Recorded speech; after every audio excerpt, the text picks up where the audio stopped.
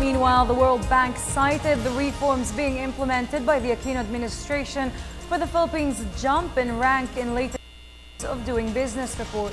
Again, here's Jorge Bandola. The economic reforms initiated by the Aquino administration are now taking place, and these have brought up the Philippines' ranking in the World Bank's latest Doing Business 2014 report. Natalia Mailenko of the World Bank says foreign investors are enjoying these new economic policies, bringing more competitiveness in the sector. Now, there is a number of indicators which do not measure procedures, time, and cost, but rather measure regulatory requirements existing in the legislation and regulation.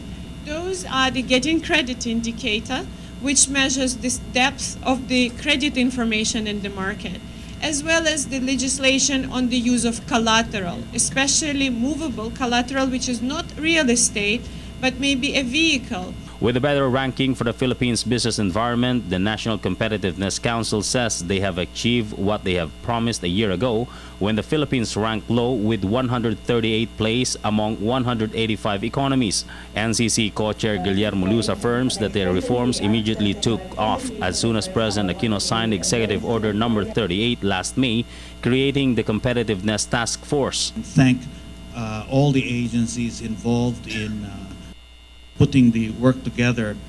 In our press release, you will see a listing of the agencies, both public agencies and private sector groups that have been involved in this work for the last year.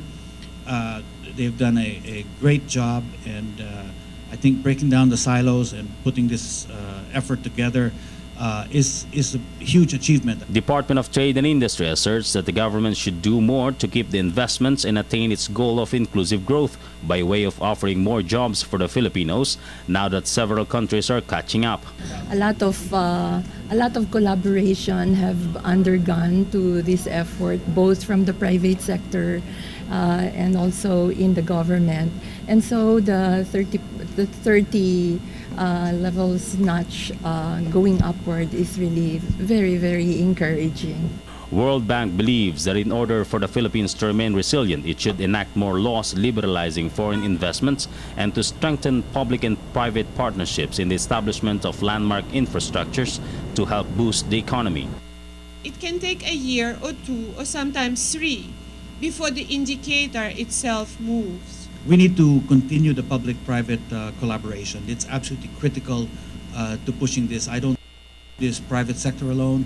I don't think we can do this public sector alone. We have to really work together. The dynamic is good.